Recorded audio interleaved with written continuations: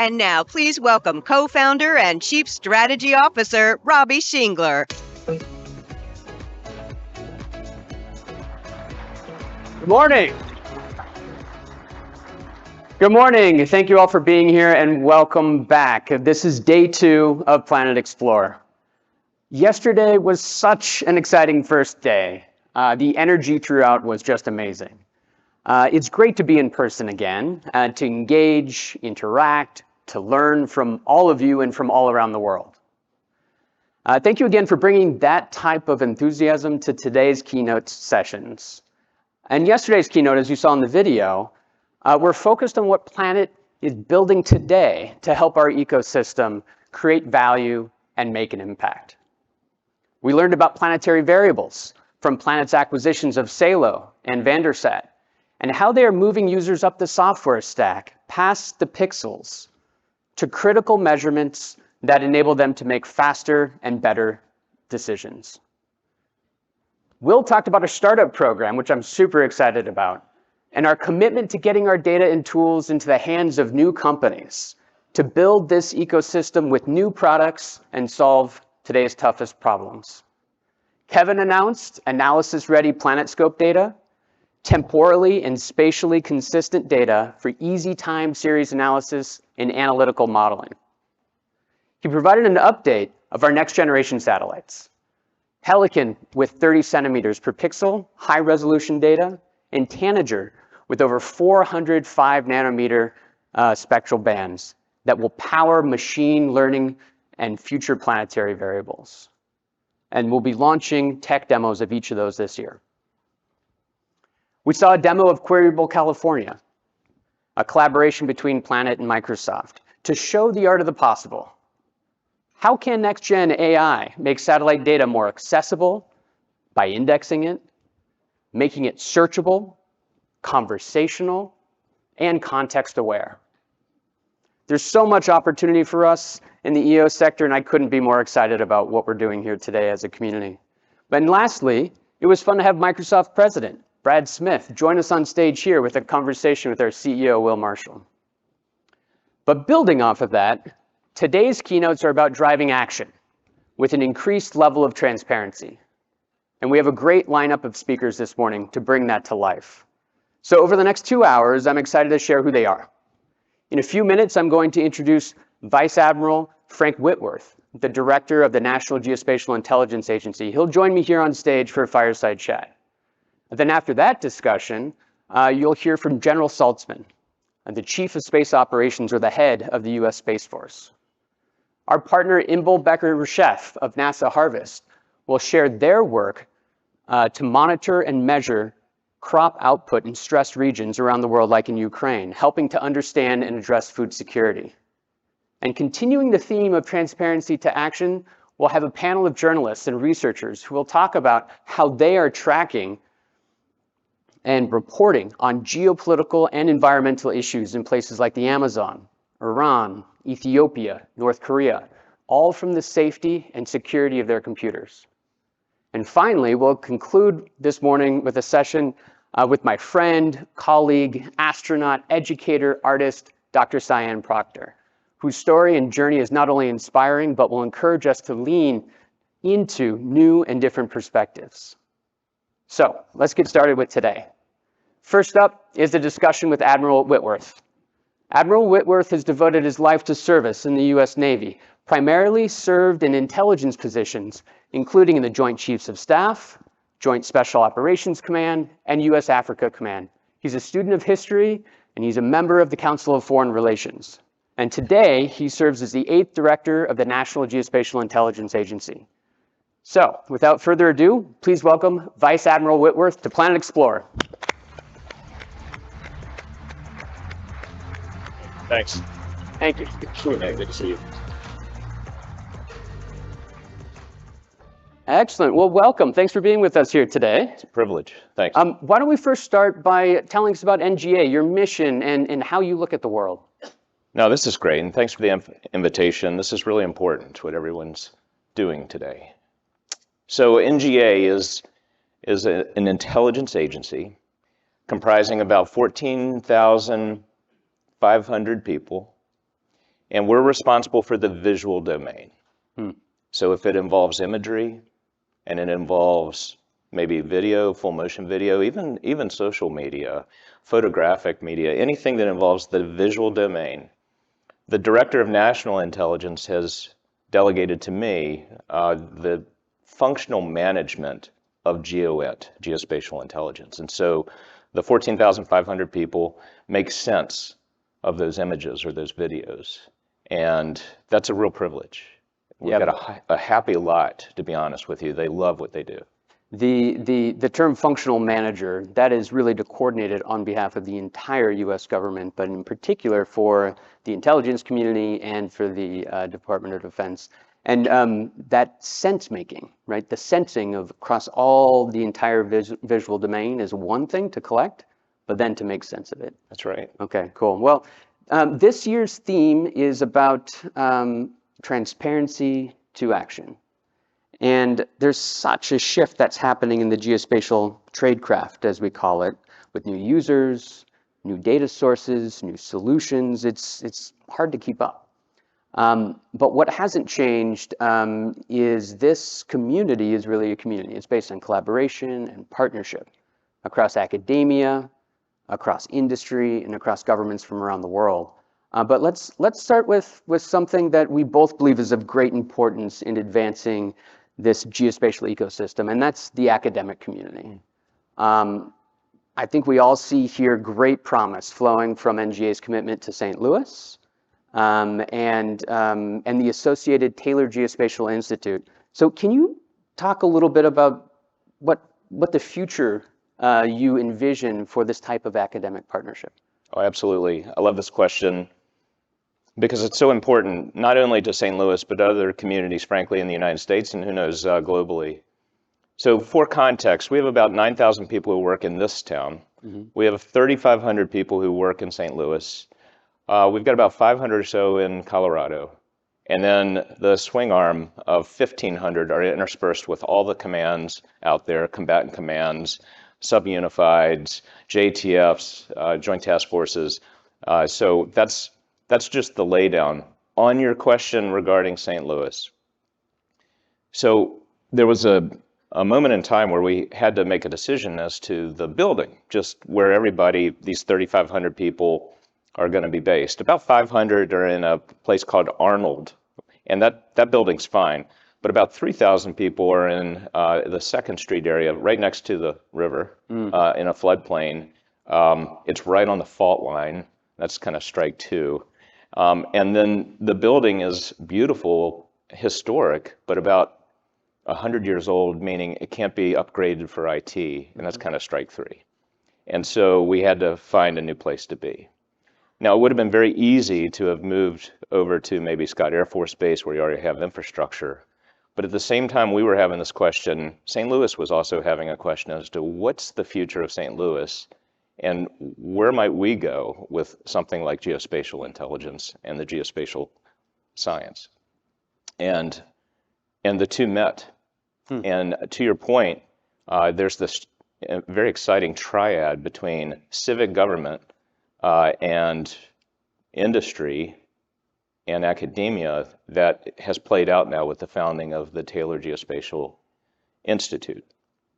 So imagine 8 universities rallying around this vision of St. Louis being kind of the Silicon Prairie, where there are about 27,000, according to the Chamber of Commerce of St. Louis, about 27,000 jobs invested in at least this geospatial science and geospatial intelligence broadly.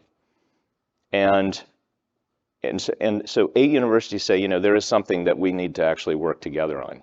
And with the help of benefactors, this institute was founded. These should be competitors. But instead, they are working together to offer the potential for scholarships and advancement, especially with the earth sciences.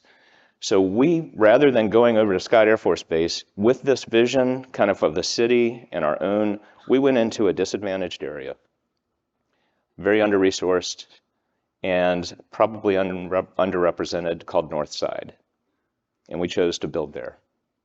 And with this backdrop, now the idea is, how do you be a good neighbor so that that child that sees people going into this secure facility might ask the question, is there something important going on in there that I can do? And thanks to the Taylor Geospatial Institute and these visions and this triad, the answer is yes. There are scholarships for you. If you apply yourself in the earth sciences, you can work in there and you can contribute to national security.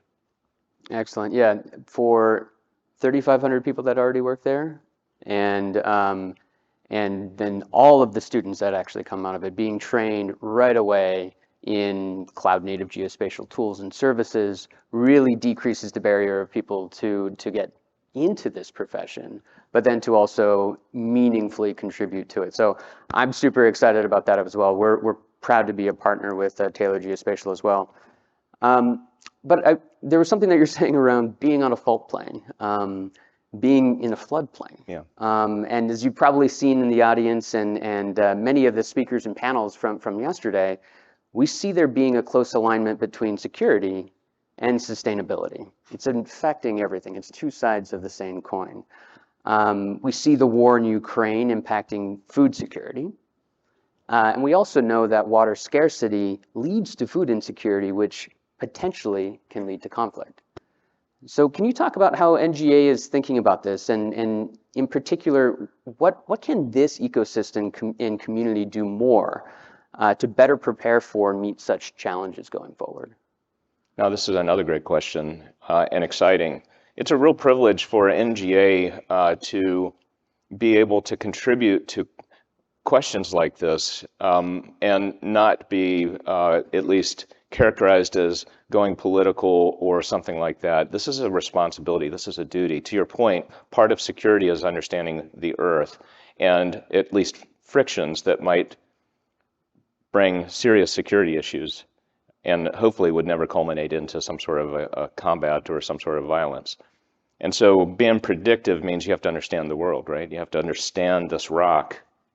And so we have this privilege, whether it's in bathymetry, hydrography, understanding the water. We're responsible actually for mean sea level. People don't realize that, but some of the science inherent to what is mean sea level, those are our people who help define that, and at least from a U.S. government perspective.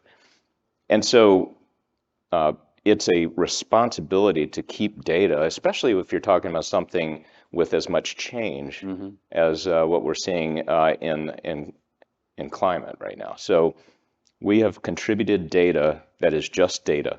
It's not opinionated, it's just good data. It's a fact. It's a fact, that's right. And that's, like I say, that's a privilege. Yeah. The same could be true in a desert environment. I remember as the US AFRICOM J2, I was asked the question, what keeps you awake at night? If I had said tonight, that would be, and I could list a whole slew of terrorism issues and violence issues on that continent, but I chose to kind of give a 20 to 30 year answer. If it's a really, really long slumber, I would tell you that some of the pressure that's happening in sub-Saharan Africa through desertification, whether it's on ethnic lines or in food lines, issues involving even religious lines, there's compression happening due to desertification, and you have to monitor that. And science and observation, these are observables, allows us to at least come out with the data and give the data and think about it and predict. Absolutely. Well, you've spoken before about a revolution in military affairs. And the shift that is occurring, and the use of autonomous platforms, and its impact on actually day-to-day work of humans and how we do our tradecraft. Can you elaborate on what it is that you're seeing and what this revolution in military affairs means? This is a slightly academic answer for something that's a personal opinion of mine. I don't think that I necessarily speak on behalf of the DoD or anything in this regard, but I tend to enjoy, frankly, talking about, and I have actually in some, as you cited, in some speeches, cited what I call a reluctant RMA.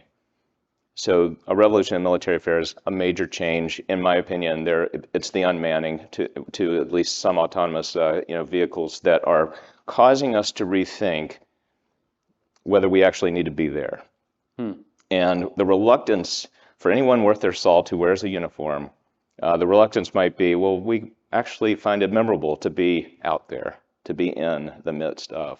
But with the growth of some very lethal, long-range and precise technologies out there, it's a natural tendency to think seriously about, well, maybe we are in an RMA of unmanning.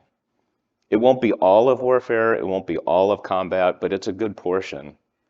And so what does that mean? Well, for NGA and for the people that are working at NGA, this is very exciting because a big portion of this is sensing remotely, but a huge portion is sense making remotely. And so whether it's intelligence professionals in my service in the Navy, I try to use this as something that brings them excitement. It's like how exciting to be on the cusp of what could be this RMA where sense making is a center of gravity. And certainly with NGA, we've been there all along. Yep, and I think we're going to hear about that later on in this morning's session, where we talk about remotely sense-making via journalism and research as well, right? It's impacting all aspects of the overall ecosystem. The autonomous nature of these weapons and stuff is one thing. The other thing on the autonomous nature of this is artificial intelligence and machine learning. So let's talk a little bit about the deluge of data that's being collected, how that's impacting your overall operations, how you're handling all of that at NGA. I can only imagine the amount of data that needs to come through the building, but then the type of tools that you need to put on top of it to then better sense make. So tell me a little bit about how you're taking this to the sense making profession. So I have termed this deluge control. In Navy, we have something called damage control.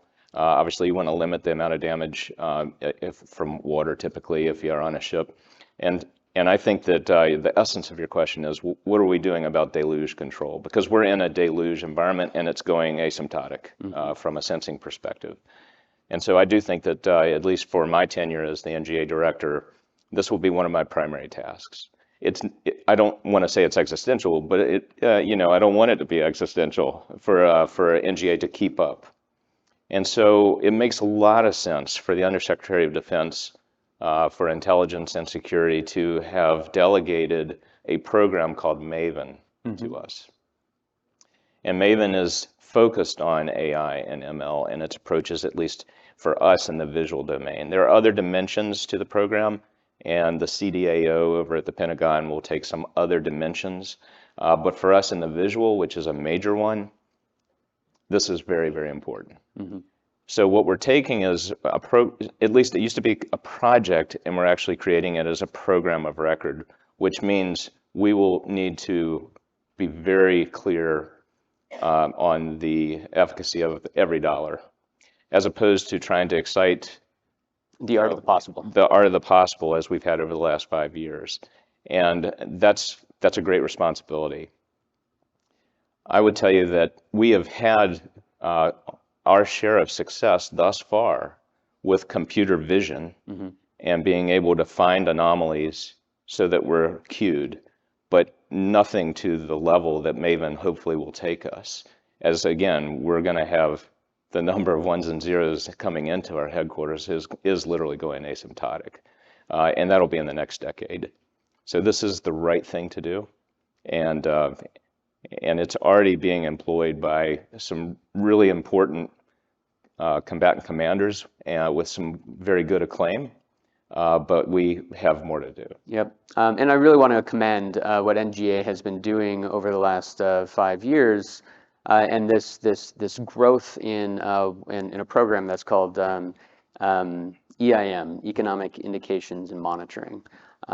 Because back to the question or the conversation that we just had around sustainability and security being two sides of the same coin, coming up with these AI-enabled data feeds, using all unclassified data sources, give you really good indications of things that are about to happen. It gives you really, really good context.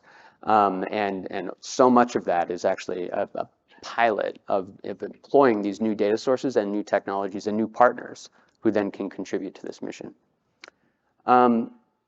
Also under your leadership, NGA's mission statement has evolved, and specifically from the seabed to space.